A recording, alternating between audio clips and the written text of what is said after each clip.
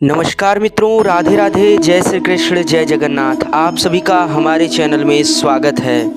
मित्रों, आज के समय में भविष्य मल्लिका नामक पुस्तक में की गई कुछ भविष्यवाणियों को लेकर बहुत ज़्यादा विवाद में है। माना जा रहा है कि भविष्य मल्लिका में ये बातें लिखी है कि 2026 में ख़त्म हो जाएगा पुरी, अर्थात जगन्नाथपुरी का मंदिर डूब जाएगा और दुनिया समाप्त हो जाएगा। तो मित्रों, वीडियो के अंत तक बने रहें। हम आपको प्रमाण के साथ बताने वाले हैं कि आखिर भविष्य मल्लिका में ऐसा लिखा है या नहीं। साथ साथ आपको स्पष्ट रूप से भविष्य मल्लिका में लिखी गई 9 भविष्यवाणियों के बारे में बताएंगे, जिसमें से 8 भविष्यवाणियां हम आपके समक्ष आज रखेंगे जो कि बिल्कुल ही सत्य साबित हुई हैं। आप भी इन 9 भविष्यवाणियों को सुनकर डर जाएंगे और इसमें से 8 भविष्यवाणियां अभी सत्य भी हुई हैं। हर एक प्रत्येक भविष्यवाणियों पर हम आपको वीडियो में प्रमाण देते हुए चलेंगे कि कब कब ये हुआ है, और वीडियो के अंत हम आपको संपूर्ण जानकारी दे देंगे कि 2026 में क्या होने वाला है और भविष्य मल्लिका में इसको लेकर क्या लिखा हुआ है। वीडियो बिल्कुल ही अध्ययन करने के बाद बनाया गया है। आप इस पर पूर्ण रूप से भरोसा कर सकते हैं। उससे पहले आपसे एक छोटा सा आग्रह है कि वीडियो को अधिक से अधिक मित्रों तक पहुंचाएं, ताकि अधिक से अधिक लोगों तक इस बात की जानकारी पहुंच सके। साथ साथ इस जानकारी के प्रचार प्रसार का आप भी दिव्य पुण्य लाभ उठा सकें। मित्रों, चैनल को कर लें सब्सक्राइब, क्योंकि ऐसी ही दिव्य जानकारी हम निरंतर अपने चैनल के माध्यम से लाते रहते हैं। और अगर आपका भी किसी प्रकार का प्रश्न हो तो कमेंट में अवश्य लिखें, हम उसके ऊपर भी वीडियो लाएंगे। मित्रों, आइए सबसे पहले समझते हैं कि भविष्य मल्लिका है क्या, अर्थात कि भविष्य मल्लिका क्या है। मित्रों, आपको बताएं कि आज से कई सौ वर्षों पहले अर्थात 16वीं शताब्दी में पुरी के एक संत, जिनका नाम श्री अच्युतानंद दास था, उन्होंने एक पुस्तक लिखी जिसका नाम था भविष्य मल्लिका। यह पुस्तक उन्होंने बिना किसी साधन के पत्तों पर और स्याही से लिखी थी। इस पुस्तक में उन्होंने भविष्य में होने वाली कलयुग में घटनाओं के विषय में लिखा और भविष्यवाणियाँ व्यक्त की। उन्होंने ऐसा इसलिए किया क्योंकि उन्हें त्रिकालदर्शी शक्ति प्राप्त थी, उन्हें दिव्य दृष्टि प्राप्त थी। वे भविष्यकाल की सभी बातों को आसानी से जान सकते थे। वे एक श्रेष्ठ संत थे, साथ साथ जगन्नाथ जी के भक्त थे। और मित्रों, आश्चर्य की बात यह है कि उनके इस पुस्तक लिखने के बाद उनकी की गई प्रत्येक भविष्यवाणियाँ सत्य साबित होती गई, और जैसा जैसा उन्होंने लिखा समय के साथ साथ ठीक वैसा वैसा ही हुआ। और उन्होंने अपनी ही इस पुस्तक में कोरोना की भी 8 प्रकार की भविष्यवाणियाँ की थी, जिसमें से 8 प्रकार की सभी भविष्यवाणियाँ सिद्ध हो गई। और उन्होंने ठीक इसी प्रकार 2026 के लिए भी एक भविष्यवाणियाँ की है, जो कि बिल्कुल ही भयानक है। और अब विवाद चल रहा है कि वे सत्य होगी या नहीं। तो मित्रों, आइए आपको पहले विश्वास दिलाते हैं कि ये 8 भविष्यवाणियाँ कब कब और कैसे कैसे सिद्ध एवं सत्य साबित होती गई। तो मित्रों, इनके द्वारा की गई सबसे पहली भविष्यवाणियाँ थी जो कोरोना को लेकर थी। मूर्ति स्थापना में समय का बिगड़ना, अर्थात उन्होंने अपनी पुस्तक में लिखा था कि जब मूर्ति स्थापना में, अर्थात जो 12 वर्षीय रथ यात्रा में मूर्ति स्थापित की जाती है, उसमें अगर जब समय बिगड़ जाएगा तो समझ जाइएगा कि कोई भी मनुष्य भक्षण बीमारी फैलने वाली है। और उन्होंने लिखा था कि यह भविष्यवाणी सही होगी उस बीमारी के फैलने से 3 या 4 वर्षों पहले। और मित्रों, ठीक वही हुआ, क्योंकि 2015 में 12 वर्षीय रथ यात्रा में मूर्ति स्थापना करते समय में विलंब हो गया था, जबकि जगन्नाथ मंदिर के इतिहास में ऐसा कभी नहीं होता था। मूर्ति स्थापना का एक विशेष टाइम बाधित होता है, जिसके अंतर्गत उसी समय पर मूर्ति स्थापना किया जाता है, और अगर समय में विलंब हो जाए तो इसे अशुभ माना जाता है। मित्रों, 2015 में 12 वर्षीय रथ यात्रा में जिस दिन मूर्ति स्थापना होना था, ठीक उसके दूसरे दिन दोपहर में हुआ। और मित्रों, उनकी यह प्रथम भविष्यवाणी सही सिद्ध हुई। ठीक उसके कुछ वर्षों बाद 2019 में ही कोरोना महामारी फैलना शुरू हुआ। मित्रों आइए जानते हैं उनकी दूसरी भविष्यवाणी। उनकी दूसरी भविष्यवाणी थी जगन्नाथ मंदिर से पत्थरों का गिरना। उन्होंने स्पष्ट रूप से लिखा था कि जब जगन्नाथ मंदिर के पत्थर गिरने लग जाएंगे तो बहुत बड़ा अशुभ संकेत होगा। और यह भी कोरोना महामारी पर एक की गई सांकेतिक भविष्यवाणी थी जो बिल्कुल ही सत्य साबित हुई, क्योंकि ठीक 2019 में उड़ीसा के जगन्नाथपुरी क्षेत्र में चक्रवर्ती तूफान आया, जिसके कारण जगन्नाथ मंदिर के पत्थर गिरने लगे और यह भविष्यवाणी भी बिल्कुल सत्य साबित हुई। ठीक उसी प्रकार तीसरी भविष्यवाणी थी मंदिर के कल्प वृक्ष का गिरना, और इस पर उन्होंने यह लिखा था कि जब मंदिर का एकमात्र बचा हुआ एक कल्प वृक्ष जब गिर जाएगा तो समझ जाइएगा कि कलयुग का दिन प्रतिदिन अंत की ओर बढ़ रहा है। और यह भविष्यवाणी भी बहुत ही भयावह थी, क्योंकि यह भी उसी समय ठीक 2019 में चक्रवर्ती तूफान के कारण मंदिर का कल्प वृक्ष गिर गया और उस कल्प वृक्ष को पूजनीय माना जाता था। मित्रों, संत अच्युतानंद दास जी द्वारा की गई चौथी भविष्यवाणी थी मंदिर के ध्वज का नदी में गिरना, और उस पर उन्होंने स्पष्ट रूप से लिखा था कि जब भी मंदिर का ध्वज उड़कर नदी में गिर जाएगा तो इसका सीधा सीधा अर्थ होगा किसी विस्फोटक महामारी का संकेत। भविष्य मालिका के अनुसार जब नदी में ध्वज गिर जाए तो किसी बीमारी के फैलने का है संकेत, और यह भी भविष्यवाणी चक्रवर्ती तूफान के द्वारा साबित हो गई, जो ठीक 2019 में हुई, जिस समय महामारी फैलना शुरू हुआ। और उन्होंने इस भविष्यवाणी पर स्पष्ट रूप से दावा किया था कि जब मंदिर का ध्वज नदी में गिरेगा उसी वर्ष यह बीमारी फैलेगी, और 2019 में ही कोरोना महामारी फैला था, और यह भी भविष्यवाणी सत्य हुई। मित्रों, इसी प्रकार उन्होंने पांचवी भविष्यवाणी की थी जगन्नाथ मंदिर पर स्थित नीर चक्र का टेढ़ा होना। उन्होंने लिखा था कि उस बीमारी को जब 1 वर्ष पूरे हो जाएंगे तब मंदिर का नीर चक्र टेढ़ा हो जाएगा। और मित्रों, यह भी बिल्कुल ही सत्य हुआ ठीक 2020 में, जब 2019 में कोरोना महामारी फैलना शुरू हुई और उसको 2020 में पूर्ण 1 वर्ष हुए, तब मंदिर का नीर चक्र जो कि मंदिर के ऊपर लगा होता है, जो कि बेहद ही मजबूत होता है, उसे सुदर्शन चक्र भी कहा गया है, वह स्वतः ही टेढ़ा हो गया।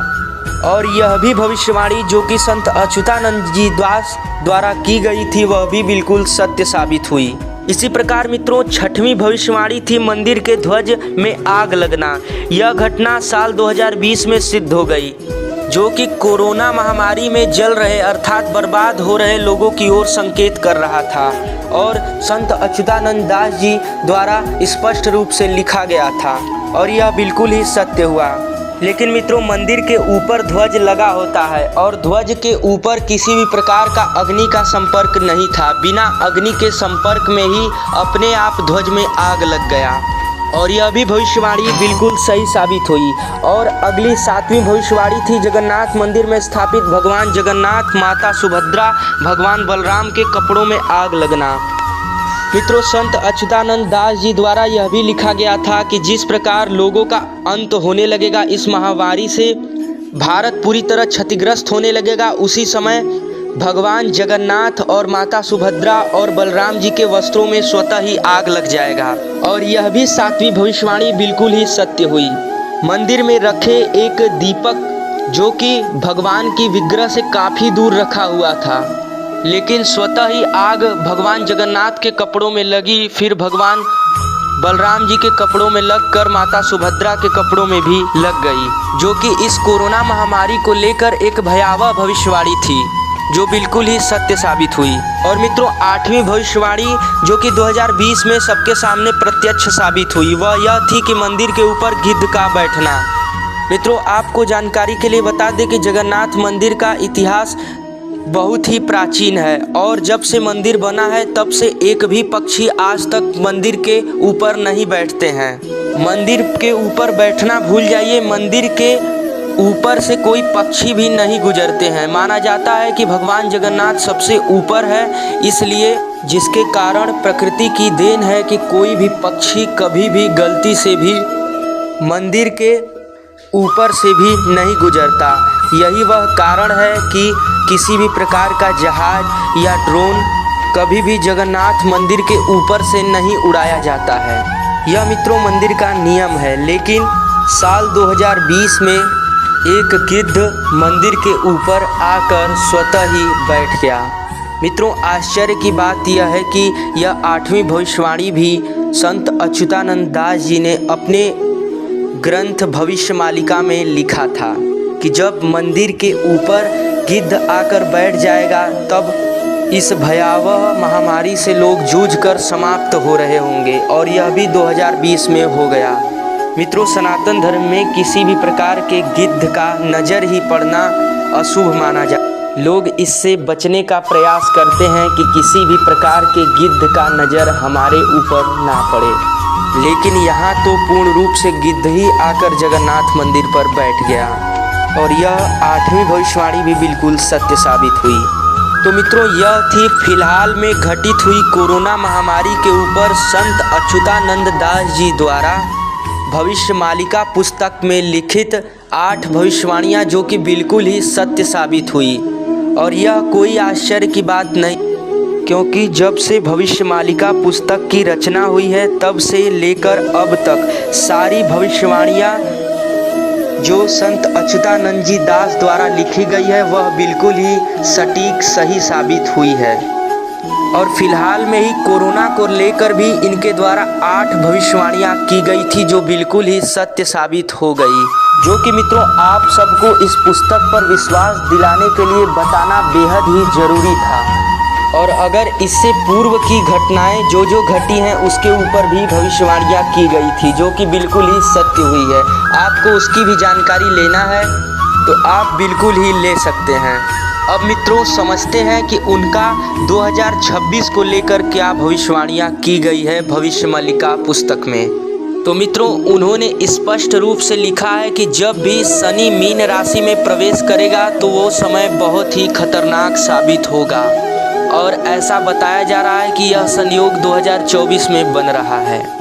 और उन्होंने भविष्यमालिका में स्पष्ट रूप से यह भी लिखा है कि अगर शनि मीन राशि में प्रवेश करता है और यह अशुभ समय शुरू होता है तो जगन्नाथपुरी में स्थित जगन्नाथ मंदिर समुद्र में डूब जाएगा और कोई भी व्यक्ति इस मंदिर का दर्शन नहीं कर पाएगा।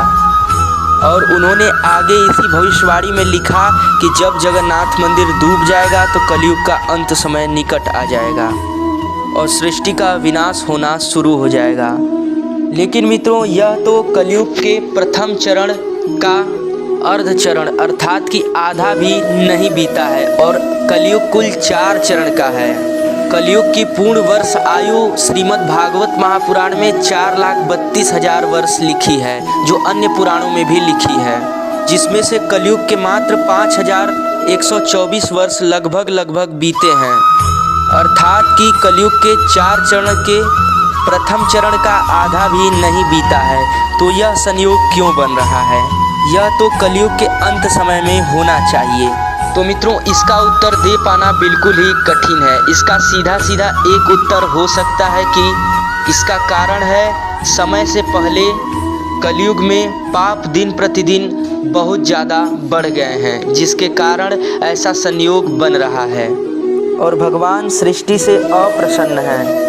और अगर यह संयोग बैठ गया तो हो सकता है कि जगन्नाथ मंदिर भी डूब जाए, क्योंकि उन्हीं भगवान के श्रेष्ठ भक्त संत अच्युतानंद दास जी ने यह भविष्यवाणी की है और अब तक उनकी एक भी भविष्यवाणी गलत साबित नहीं हुई है। और मित्रों, इसके निवारण में भी संत अच्युतानंद दास जी ने लिखा है कि व्यक्ति अधिक से अधिक नाम जप करे तो वह बच सकता है, अर्थात कि भगवान का नाम कीर्तन करे, साथ साथ पाप ना करे। तो मित्रों, आज के हमारे वीडियो का यही निष्कर्ष है कि अति पाप बढ़ने के कारण यह संयोग 2026 में बनते हुए दिख रहा है। इसलिए व्यक्ति को अधिक से अधिक कीर्तन प्रारंभ करना चाहिए और किए गए पाप आचरणों को त्याग कर पूर्ण रूप से भगवान के श्री चरणों में समर्पित होना चाहिए, तभी कल्याण हो सकता है। तो मित्रों, आशा करते हैं कि हमारी आज की वीडियो आप सबको अच्छी लगी होगी।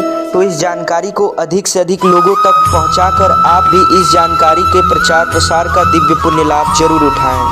तो मित्रों, जय जगन्नाथ। मिलते हैं एक नई वीडियो के साथ।